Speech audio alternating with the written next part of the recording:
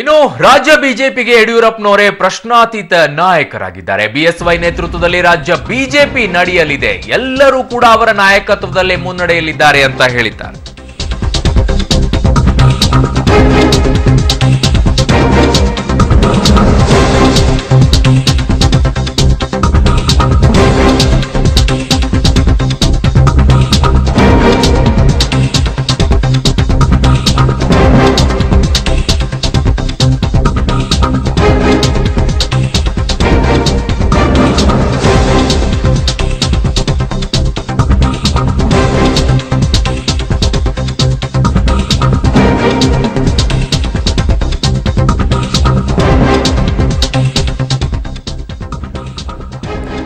ಈಶ್ವರಪ್ಪನವರಿಗೆ BSY ನೇರ ಎಚ್ಚರಿಕೆಯನ್ನ ಕೊಟ್ಟಂತೆ ಕಾಣ್ತಾ ಇದೆ. ಬಿಜೆಪಿಯ ರಾಷ್ಟ್ರೀಯ ಪ್ರಧಾನ ಕಾರ್ಯದರ್ಶಿ ಮುರಳೀಧರ್ ರಾವ್ ಈ ಎಚ್ಚರಿಕೆಯನ್ನ ಕೊಟ್ಟಂತೆ ಕಾಣ್ತಾ ಇದೆ. ಈಶ್ವರಪ್ಪನವರ ರಾಯಣ್ಣ ಬ್ರಿಗೇಡ್ ಚಟುವಟಿಕೆಗೆ ಪರೋಕ್ಷವಾಗಿ ಎಚ್ಚರಿಕೆಯನ್ನ ಕೊಟ್ಟಿದ್ದಾರೆ. ಬಿಎಸ್ ಯಡಿಯೂರಪ್ಪ ಅವರ ನೇತೃತ್ವದಲ್ಲೇ ಮುಂದಿನ ಚುನಾವಣೆ ನಡೆಯಲಿದೆ, ಇದನ್ನ ಪ್ರತಿ ಬಾರಿಯೂ ಕೂಡ ಹೇಳ್ತಾರೆ. ಆದ್ರೆ ಈಗ ಈಶ್ವರಪ್ಪನವರು ಹೊಸ ರಾಯಣ್ಣ ಬ್ರಿಗೇಡ್ ಚಟುವಟಿಕೆ ನಡೆಸ್ತಾ ಇದ್ದಾರೆ, ಅದಕ್ಕೆ ಪರೋಕ್ಷವಾಗಿ ಒಂದಿಷ್ಟು ಟಾಂಗ್ ಕೊಟ್ಟಂತೆ ಕಾಣ್ತಾ ಇದೆ, ಎಚ್ಚರಿಕೆಯನ್ನ ಕೊಟ್ಟಂತೆ ಕಾಣ್ತಾ ಇದೆ. ಈ ಕೇಸ್ ಈಶ್ವರಪ್ಪನವರು ಕೂಡ ಪಕ್ಷದ ಗೆರೆಯನ್ನ ದಾಟುವುದಿಲ್ಲ ಅಂತ ಬೆಂಗಳೂರಿನಲ್ಲಿ ರಾಜ್ಯ ಬಿಜೆಪಿ ಉಸ್ತುವಾರಿ ಮುರಳೀಧರ್ ರಾವ್ ಎಚ್ಚರಿಕೆಯನ್ನ ಕೊಟ್ಟಿದ್ದಾರೆ.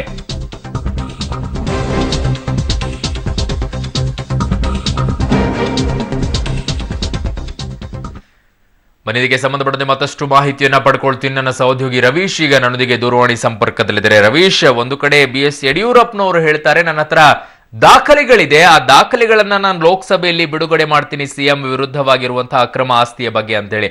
ಮಗದೊಂದು ಕಡೆ ಈಶ್ವರಪ್ಪನವರಿಗೆ ಮುರಳೀಧರ್ ರಾವ್ ಅವರು ಈ ರೀತಿಯಾಗಿ ಎಚ್ಚರಿಕೆಯನ್ನ ಕೊಡ್ತಾ ಇದ್ದಾರೆ. ಇದೆಲ್ಲವನ್ನ ಗಮನಿಸ್ತಾ ಇದ್ದಾರೆ, ಹೋಗ್ತಾ ಇರುವಂತ ರೈಲು ಹಳಿ ತಪ್ಪಿದೆ, ಅದನ್ನ ಸರಿಪಡಿಸುವಂತ ಕೆಲಸವನ್ನ ನಾನು ಮಾಡ್ತೀನಿ ಅಂತ ಮುರಳೀಧರ್ ರಾವ್ ಹೇಳ್ತಾ ಇದ್ದಾರೆ. ಇನ್ನೊಂದು ಕಡೆ ರಾಜಕೀಯವಾಗಿ ಯಡಿಯೂರಪ್ಪನವರು ರಾಜಕೀಯವನ್ನ ಲೋಕಸಭೆಯಲ್ಲೂ ಕೂಡ ನಾನು ಇದನ್ನ ಪ್ರಸ್ತಾಪ ಮಾಡ್ತೀನಿ ಅಂತ ಹೇಳ್ತಾ ಇದ್ದಾರೆ. ಏನಿದೆ ಎರಡರ ಅರ್ಥ ಅಂತ? ಅರುಣ್, ಒಂದನ್ನ ಸ್ಪಷ್ಟಪಡಿಸ್ತೀನಿ, ಲೋಕಸಭೆಯಲ್ಲಿ ದಾಖಲೆಯನ್ನ ಬಿಡುಗಡೆ ಮಾಡ್ತೀನಿ ಅಂತ ಬಿಎಸ್ ಯಡಿಯೂರಪ್ಪನವರು ಹೇಳಿಲ್ಲ. ಅಂದ್ರೆ ಈ ಒಂದು ಐಟಿ ದಾಳಿಯ ವಿಚಾರವನ್ನ ಲೋಕಸಭೆಯಲ್ಲಿ ಪ್ರಸ್ತಾಪ ಮಾಡ್ತೇನೆ ಅನ್ನೋ ಮಾತುಗಳನ್ನಷ್ಟೇ ಹೇಳಿದ್ದಾರೆ. ಆದ್ರೆ ಸಿಎಂ ಮತ್ತೆ ಅವರ ಆಪ್ತರು ಮತ್ತೆ ಸಚಿವರ ಒಂದು ದಾಖಲೆಗಳನ್ನ ನಾವು ಶೀಘ್ರದಲ್ಲೇ ಪಕ್ಷದ ವತಿಯಿಂದ ನಾವು ಬೆಂಗಳೂರಿನಲ್ಲಿ ಬಿಡುಗಡೆ ಮಾಡ್ತೇವೆ ಅನ್ನೋದು ಕೂಡ ಸ್ಪಷ್ಟಪಡಿಸಿದ್ದಾರೆ. ಹಾಗಾಗಿ ಬಿಎಸ್ವೈ ಅವರ ಬಳಿ ಯಾವ ದಾಖಲೆಗಳಿದೆ ಮತ್ತೆ ಏನೆಲ್ಲ ಭ್ರಷ್ಟಾಚಾರದ ಕೂಪಗಳ ಬಗ್ಗೆ ಅವರು ಕಲೆ ಹಾಕಿದ್ದಾರೆ ಅನ್ನೋದು ಕೂಡ ಕಾದ್ ನೋಡ್ಬೇಕಾಗಿದೆ. ಆ ಬಗ್ಗೆ ಹೆಚ್ಚಿನ ಮಾಹಿತಿಯನ್ನು ಕೂಡ ಹೇಳಿಲ್ಲ. ಅಂದ್ರೆ ಈ ಒಂದು ಸಿಎಂ ಆಪ್ತರೇ ಒಂದು ಸಿಕ್ಕಾಕೊಂಡಿದ್ದಾರೆ ಈ ಒಂದು ಐಟಿ ದಾಳಿಯಲ್ಲಿ. ಹಾಗಾಗಿ ಅವರ ಮುಖವಾಡ ಕಳಿಸಿದೆ ಸಿಎಂ ಸಿದ್ದರಾಮಯ್ಯ ಮತ್ತೆ ಎಚ್ ಸಿ ಮಹದೇವಪ್ಪ ಅವರ ಮುಖವಾಡ ಕಳಿಸಿದೆ. ಹಾಗಾಗಿ ಮುಂದಿನ ದಿನಗಳಲ್ಲಿ ಇನ್ನಷ್ಟು ಒಂದು ಅಕ್ರಮ ನಾವು ಬಯಲಿಗೆಳ್ತೇವೆ. ಹಾಗಾಗಿ ಆ ದಾಖಲೆಗಳು ಕೂಡ ಈಗ ನಮ್ಮ ಬಳಿ ಇವೆ, ಶೀಘ್ರದಲ್ಲೇ ಆ ಒಂದು ದಾಖಲೆಗಳನ್ನು ಕೂಡ ಬಿಡುಗಡೆ ಮಾಡ್ತೇನೆ ಅನ್ನೋ ಮಾತುಗಳನ್ನು ಕೂಡ ಬಿಎಸ್ ಯಡಿಯೂರಪ್ಪ ಹೇಳಿದ್ದಾರೆ. ಮತ್ತೊಂದ್ ಕಡೆ ಈಗಾಗಲೇ ಈಶ್ವರಪ್ಪನವರು ಪದೇ ಪದೇ ಒಂದು ಬ್ರಿಗೇಡ್ ಸಂಘಟನೆಯ ಮೂಲಕವಾಗಿ ಸಾಕಷ್ಟು ಹೇಳಿಕೆಗಳನ್ನ ಕೊಡ್ತಾ ಬಂದಿದ್ರು, ಮತ್ತೆ ಸಂಘಟನೆ ಸಭೆಗಳಲ್ಲೂ ಕೂಡ ಭಾಗವಹಿಸಿ ಎಲ್ಲೋ ಒಂದ್ ಕಡೆ ಗೊಂದಲ ವಾತಾವರಣ ಕೂಡ ನಿರ್ಮಾಣವಂತ ಕೆಲಸ ಮಾಡಿದ್ರು. ಮತ್ತೆ ಬಿಎಸ್ವೈ ಕೂಡ ಎಚ್ಚರಿಕೆ ಕೊಟ್ಟಿದ್ರು ಕೂಡ ಒಂದು ಎಚ್ಚರಿಕೆ ಬಗ್ಗಿರ್ಲಿಲ್ಲ.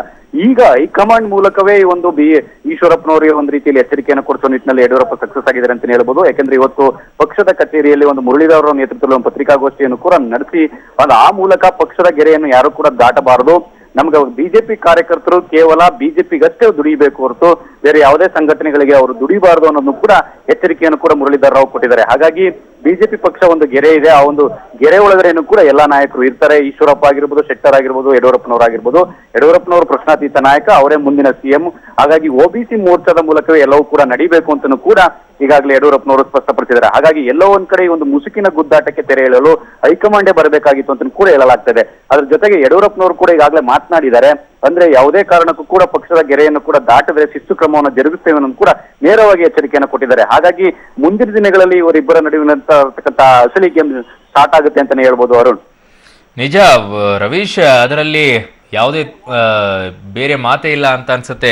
ಹಳಿ ತಪ್ತಾ ಇರೋದನ್ನ ಸರಿದಾರಿಗೆ ತರ್ತಾರೋ ಇಲ್ಲೋ ಅದನ್ನ ಆಮೇಲೆ ನೋಡೋಣ. ಆದ್ರೆ ಕುಮಾರಸ್ವಾಮಿ ಅವರು ಯಾವ ರೀತಿ ಹಿಟ್ ಅಂಡ್ ರನ್ ಕೇಸ್ ಇರೋ ರೀತಿಯಲ್ಲಿ ಹೇಳಿಕೆಗಳನ್ನ ಕೊಟ್ಟು ದಾಖಲೆ ಬಿಡುಗಡೆ ಮಾಡ್ತೀನಿ ಅಂತ ಹೇಳಿ ಹೋಗ್ಬಿಡ್ತಾರೋ, ಹಾಗೆ ಯಡಿಯೂರಪ್ಪನವರು ಈಗ ಮಾಡ್ತಾರೋ, ಏನ್ ಕಥೆನೋ ಅಂತ ದಾಖಲೆಗಳ ಬಗ್ಗೆ?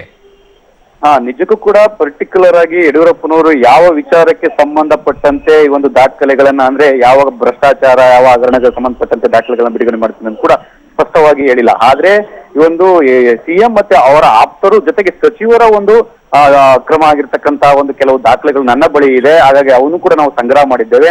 ಹಾಗಾಗಿ ಶೀಘ್ರದಲ್ಲಿ ಆ ಒಂದು ದಾಖಲೆಗಳನ್ನು ಕೂಡ ಬಿಡುಗಡೆ ಮಾಡ್ತೇವೆ, ಅಸಲಿ ಮುಖ ಬಯಲಿಗೆಳುತ್ತೆ ಅನ್ನೋದು ಕೂಡ ಅವ್ರು ಹೇಳಿದ್ದಾರೆ. ಆದ್ರೆ ಇದು ಕೂಡ ಎಚ್.ಡಿ. ಕುಮಾರಸ್ವಾಮಿ ಅವರ ರೀತಿಯಲ್ಲಿ ಒಂದು ಕಡೆ ಹಿಟ್ ಅಂಡ್ ರನ್ ಕೇಸ್ ಆಗುತ್ತಾ ಅಥವಾ ಯಡಿಯೂರಪ್ಪನವರು ನಿಜವಾಗಿಯೂ ಕೂಡ ಆ ದಾಖಲೆಗಳನ್ನ ಬಿಡುಗಡೆ ಮಾಡ್ತಾರಾ, ಏನ್ ಮಾಡ್ತಾರೆ ಅನ್ನೋದು ಕೂಡ ಕಾದ್ ನೋಡ್ಬೇಕಾಗಿದೆ.